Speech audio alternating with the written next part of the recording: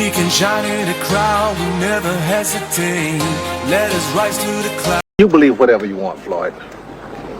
But I'm telling you, these walls are funny. First you hate them, then you get used to them. Enough time passes, you get so you depend on them. That's institutionalized. Shit. You can never get like that. Oh, yeah? Say that when you've been here as long as Brooks has. Goddamn right. Dreamaholics, how you doing? It is great to be with you. Remember, a dreamaholic is somebody who's completely committed and dedicated to making their passions and dreams become a tangible reality. It's great to be with you. Now, today we're talking about institutionalization, but not from a physical jail standpoint. Because the truth is that yes, in that story, you've got a guy named Brooks who's been in prison for over 50 years. You know what I mean? Like this. And could you imagine trying to do something that seems crazy, which would be to injure somebody else in that prison so that they will keep you in there longer? Because the idea of escaping that prison is petrifying. Being outside of that, going into the unknown, getting out of your comfort zone is completely terrifying. And so you do crazy stuff just to sort of stay where you're at, right? I guess, well, that's the story of Brooksy, but it wasn't just the story of Brooksy in that movie Shawshank Redemption, but it was also a story of a lot of us, you know what I mean? Where we have a set idea. Like, I give you an example. Like, you have this idea for this thing you want to do. I want to get rich. I want to make this thing happen. Oh my God, yes, I got all these great ideas. I want to make these things happen. And then life kind of beats you down. And you end up settling. You end up staying where you're at, or in some cases, in a worse situation. In today's video with you today, what I want to do with you is I want to, first of all, break down what institutionalization is when we have been completely trapped in this prison of the mind, like this, and then I'm going to give you 5 steps to break out of prison. I'm going to help you to break out of prison. So I want you to stick with me to the end and get these. If you get these principles, it can completely change your life. It can completely change your life. So stay with me, all right? I guess. And so what I'm going to do right now, I want to play the full clip like this from that scene. Where they're talking about institutionalization, and then we're going to get right into breaking out of prison, breaking out of that other prison. Let's go. Let's check out that clip. I just don't understand what happened in there, that's all. Old man's crazy as a rat in a tin shit house is what. Oh, hey, well, that's enough out of you. I heard he had you sitting in your pants. Fuck you. Won't you knock it off? Brooks ain't no bug. It's just institutionalized. Institutionalized my ass. The man's been in here 50 years, Haywood. 50 years. This is all he knows. In here, he's an important man. He's an educated man. Outside, he's nothing. Just a used-up con with arthritis in both hands. Probably couldn't get a library card if he tried. You know what I'm trying to say? Red, I do believe you're talking out of your ass. You believe whatever you want, Floyd. But I'm telling you, these walls are funny. First you hate them, then you get used to them. Enough time passes, you get so you depend on them. That's institutionalized. Shit. You can never get like that. Oh, yeah? Say that when you've been here as long as Brooks has. Goddamn right. They send you here for life. That's exactly what they take. Interesting, huh? Oh yeah. Oh yeah. Whew. Powerful stuff. A lot of us will look at a situation like that where here's somebody, are you crazy? Like, you have a chance to get out of jail? You have a chance to get free and you're not taking it? Well, let's translate that language to, you mean you have a chance to get rich and you're not taking it? You mean you have a chance to enhance your skills so that you can take things to that next level in your life and you're not doing it? You mean you're not doing that thing to improve that condition of your life? You're just going to stay there? I know I should go to the gym. I know I should be making more money. I know I should be learning new skills. I know I should fill in the blank. See, it's easy to look at somebody who's sitting in a prison behind bars and saying, oh my God, why would they want to stay there? Well, the question is, why would you want to stay where you are? Why would you want to stay in your current situation? So he says, well, my situation isn't that bad. Not that bad isn't great. Not that bad isn't phenomenal. Not that bad isn't legendary. Not that bad is, I settled. Life's pretty good. Settled. Why would you settle when you could have more? Why would you settle when you could have better? Why would you settle when you could have something that's great? Why would you settle for mediocrity when greatness is available? Why would you do that? Right? So let's break this thing down. He talks about this. First, you hate the bars. You hate being in the prison. So this is where you're beginning to, you're trying to work to get out from behind those bars.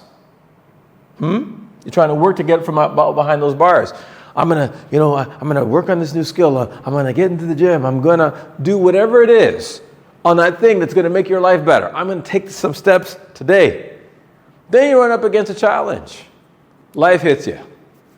Oh. Man, I just had this unexpected bill come in. Oh my God. I just had a tragedy in my family. Oh my God. Like this, I just had a fill in the blank happen. What happened to you? What is it that held you back? What was your reason? What was the thing that came up in your life? So whatever it happens to be for you, okay? Whoops, I'm gonna destroy my board. So you got to work, you're trying, then life beat you up. And so what happened is you ended up staying planted. Now you may have made a second. Now after you stay planted, because you got the wind knocked out of you. You did a second attempt. Boom! Life hits you again. Another set of situations, another set of circumstances coming at you. Does this sound familiar to anybody? All right? And then you stay planted again. Then you go for a third attempt to make things happen. Get off that wall. You don't get to escape this prison. No. Right? Some life hits you again. And then you start going like, oh, good God. You know what? Maybe it's just not in the cards for me. Maybe it's not meant to be for me. Maybe it's just not going to happen for me. Are you getting what I'm saying? Then what happens is somebody comes to you and says, hey, let's take, because after you're in that stay place, they said, you know what? Let's go for a fifth attempt. And you're like, leave me alone, man. I don't want to hear about that crazy brain business idea. Leave me alone, man. I'm content with me. This is me. I'm happy with me. I'm happy with my shape. I'm happy with me. I'm good. I don't need to change. It's not that you don't want to change, but you honestly don't believe that it's possible. Institutionalized by life. And now your life is, you're basically just here doing time. You're basically just doing time. You're complacent, unhappy, not living the life you want to live, depressed, frustrated, and full of anxiety, and it's just like, let me just get a drink. Maybe let me get a little poof puff pass. Maybe that'll dull my pain. You know what? Let me just Netflix binge or YouTube binge. And I'm getting into a comatose vegetative state, doing nothing with my life. I've become a complete waste. A complete waste of human potential. Isn't that what we say about people in prison? Come on. It's a complete waste of human potential. All of that talent, all those abilities, all that potential.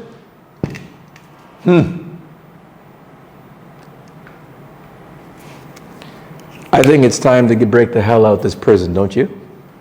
I think it's time to go after something different, don't you? As long as you're 6 feet above ground, you still have a freaking chance. There are people who didn't make it. Listen, I want you to just think about this before I get into the solution, because I'm about to give you the 5 steps to break out of this. God woke you up today. He woke you up, which means you still have an opportunity. The only people who don't have problems are 6 feet underground. That's when that's when it's all over. You're alive. You have a chance. You have an opportunity. Huh? Come on. Let's snap out of this shit. Let's snap out of it. And let's go create this. Let's, on the 5th attempt, we're going to get the hell out of prison. Let's go. I'm breaking you out right now. Let's get into the 5 steps. Let's get in to the 5 steps. Are you with me? You ready? Let's go. All right. So, step 1. You need to make a decision.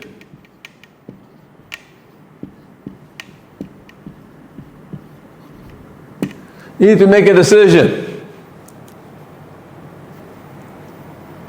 I know that life has beaten me up. I know that each time that it seems like I've taken a step towards making a new reality, something has come at me from left field or from right field.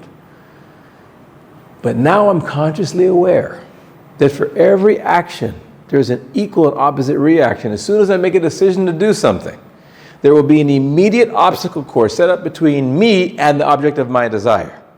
Why do you need to go through that bit of mantra with yourself? Why do you need to do that? Because the hit that hurts the most is the one you don't see coming.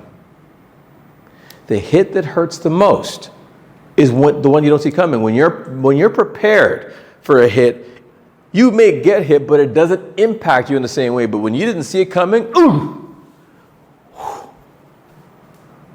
it can knock you to freak out. But when you're braced for it and you're ready, okay, I know you're gonna come swing at me. Let's go. It doesn't have the same effect. And in fact, you can maybe even duck, weave. Are you getting me? All right. We're going to make, so as soon as we make that decision, we know that life is going to come at us. In the book, Think and Grow Rich, Napoleon Hill states that it seems as though as soon as you get close to hitting your objective, it seems like there is an invisible man or being there that's there to trip you up.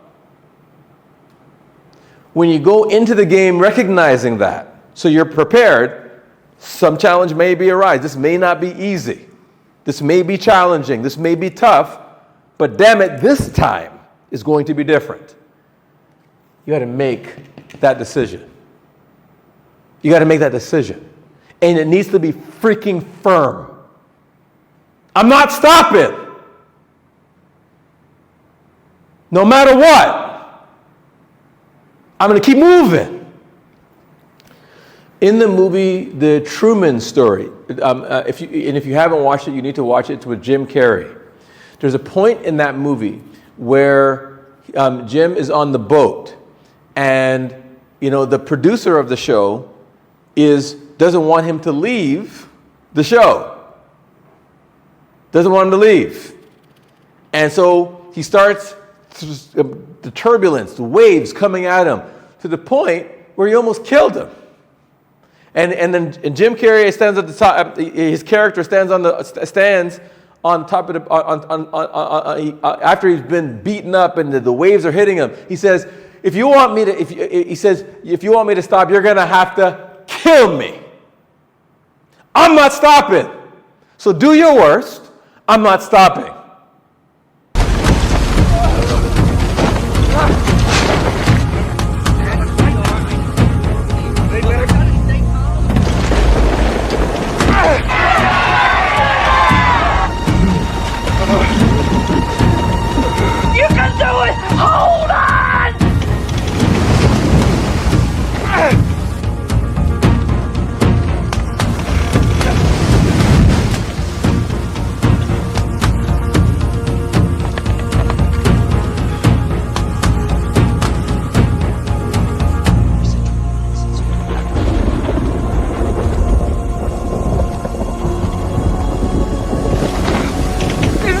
best you can do!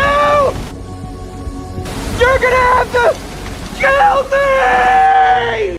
That needs to be the mindset going in this time. That's what I mean when I say make a decision. Stop with this bullshit stuff about, listen, sometimes you mistake stating a preference for making a decision.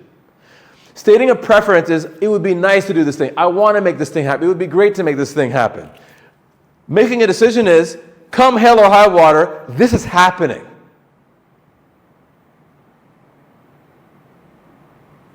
There's a difference between stating a preference and making a decision. So the step one, you're going to make a firm decision. I am doing X. So for example, for myself, I said I'm going back into the gym to get myself into better shape. Like 3 months ago, I had a belly. I had it was a serious belly. Like this on me, like, you know, and there was other health things that were showing up because of the fact that of me not being in shape.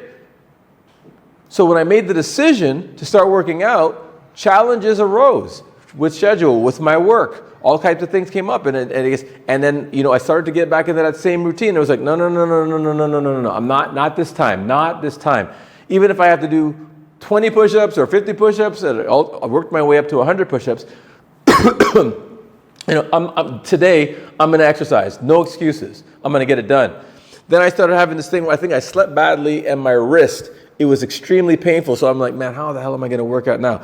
Issue with my knee. Another thing starts coming up. I'm like, what the frick? I'm just trying to get healthy, man. You know what I mean? But life started getting in the way. Never let it stop me. So even if I had to go to the beach and go there and swim like this, I'm going to go do that. If you don't have a beach near you, go to a swimming pool and get some swimming in. Do something that's low impact on the area that's in pain. There's no excuse for not exercising and taking care of your body. You got one. On another occasion, on a business level, you know, sometimes, you know, you get tired of making the calls to reach out to clients, to get in the call, so you can close more business and get more deals, so you can hit that financial goal. And then I remember, you know what? Noel, you said you want to retire yourself, right? Noel, you said you want to make this thing happen, right? Noel, you said you want to hit this financial level, right? Pick up the freaking phone. Let's go. Turn off the TV. Turn off the stuff, and let's go. Let's get out there and network. Let's go meet people. Let's go. Let's go to a networking event. Let's go. Let's go to a trade show. Let's go. Let's get around warm bodies, somebody that we could potentially talk to in order to, are you getting what I'm saying? Life gets in the way, but you have to make the decision, not this, no. You got to catch yourself in making that decision, okay? So that's part of making the decision. So, the reason I'm spending so much time on this is because a lot of us are impotent with our decisions. We're very weak. Very milquetoast, very soft with it. You're not firm. You got to be firm. This is getting done. You understand? This is getting done. That needs to be your mode that you're in. Dig the frick in. Nothing is moving you off except death itself. Period. All right, I think I beat that one to death. Okay? Next one. 2, determine what is it exactly that you want.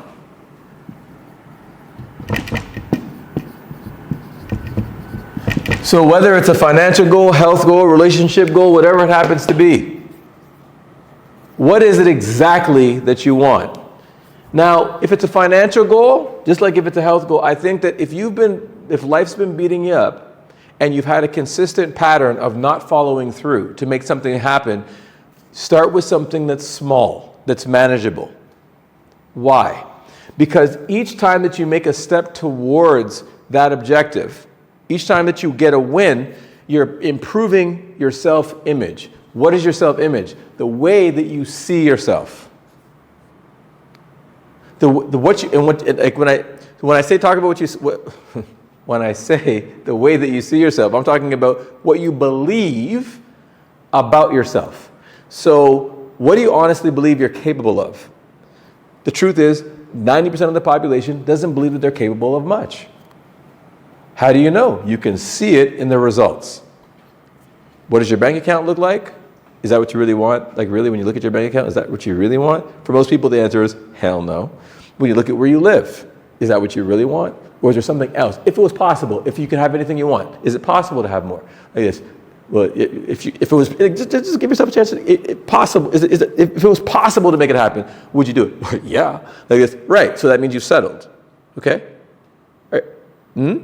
Yeah. So you don't believe that it's possible. You need to start believing in yourself again. We have to reestablish building. It's like it's reestablishing credit. If you get bad credit when you don't pay your bills on time. You can reestablish your credit by starting to make payments. And eventually that bankruptcy or that low credit score can go high, and now you can get as much credit as you want because you've reestablished the trust with institutions. You need to reestablish trust with yourself. And that comes from incremental growth, taking the step by step by step. You got to rebuild it. Just like if you're in a relationship and you violate the relationship, you've got to reestablish trust. It doesn't happen overnight. It takes time. Does that make sense? You've got to be willing to go through those processes. So somebody's been struggling financially. Well, hell, what can I do to, you're looking at, because as you're looking at, let's just say you wanted to make an extra, or you want to generate, let me use a different color. $5,000 per month. Let's just say you want to make $5,000 a month. You've been making $2,000 living hand to mouth, or $2,500 living hand to mouth. You want to get to $5,000. Okay. Your current skill set got you that. What other things could I do in order to get to where I want to be? So once you've determined this amount that you want to make, or you determined your health goal, whatever that health goal is, or whatever that relationship goal, whatever the goal happens to be, determine what it is that you want. Okay? And I want you to put it within reason. When I stepped on that scale when I went to the gym that first day and saw 197 pounds, when all of my life I've been like 175, I was like, oh boy, if I could first just lose 10 pounds. I didn't try to go after 30 pounds right away. I said, let me just lose 10 pounds. If I could just trim it down just a little bit. You know what I mean? If I could get myself into a little bit better conditioning. Because if you go in too hard right at the beginning, you hurt yourself. And when you go too hard at the beginning with these things, you can disappoint yourself. We're trying to rebuild credit. We're trying to rebuild trust with ourselves, okay? So we're going to determine what you want. Then 3, you're going to take an inventory of your skills.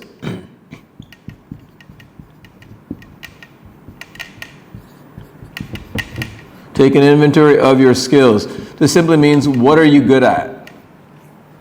What are you good at?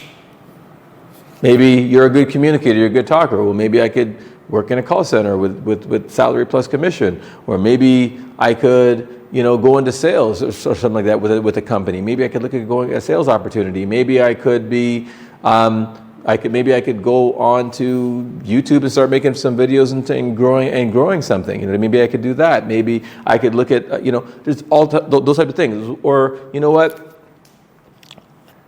I spend a lot of time on my computer. If maybe I could look at e-commerce and start looking at, are there products I could sell online?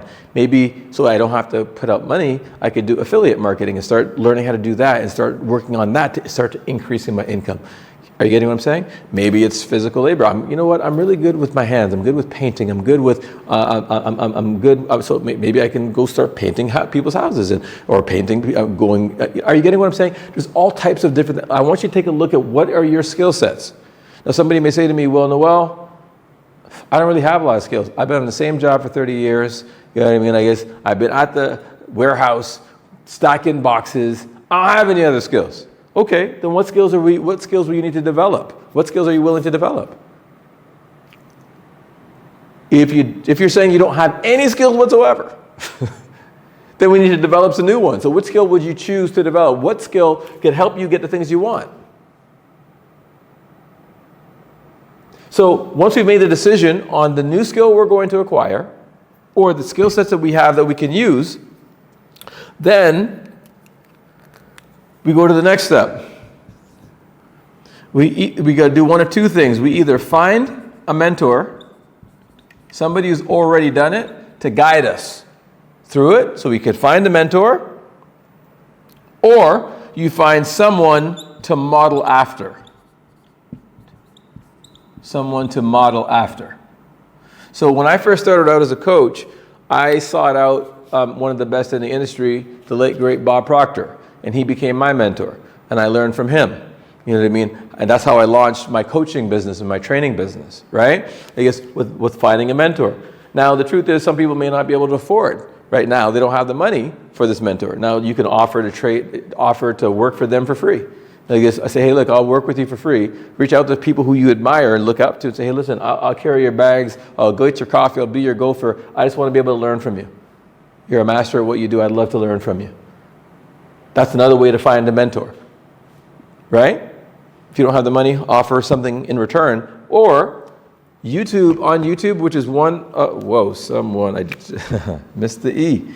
Like this. On YouTube, you could find someone to model after. In every industry, in every single industry, there is somebody who's doing something, there's somebody who's doing something that you already want to do that you can learn from. The University of YouTube is pretty incredible.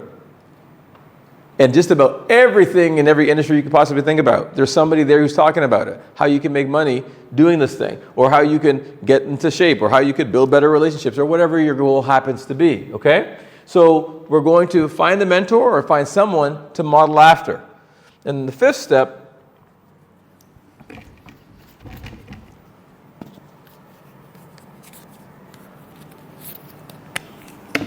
execute. Get to work.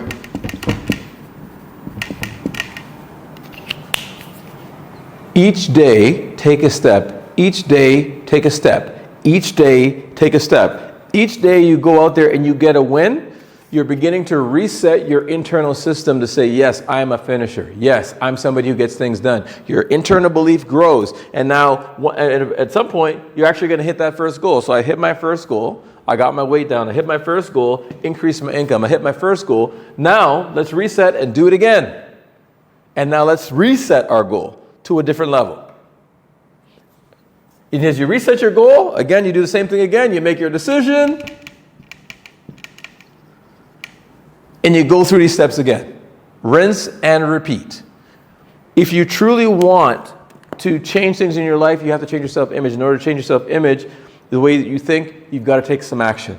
And as you take some action and you get wins, your belief in your system grows, and now all of a sudden, you're starting to get outside of that prison. You're starting to break out. You're starting to climb over that wall or crawl underneath it. Or in the case of Shawshank Redemption, you're crawling through that long hole of sewage and crap to get out to freedom. You know what I mean? I guess so this is what's available for you. Freedom is available, but you have to be willing to put in the work. Is this easy? No. But is it worth it? Oh yeah. Oh yeah.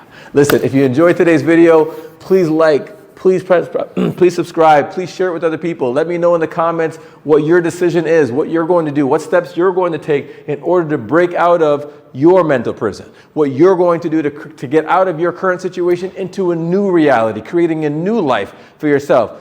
You deserve it. The people around you deserve it, like this. And so let's do it. Let's make this happen, all right? Hope you got a lot from this. Have a truly powerful day, and let's continue to grow together. We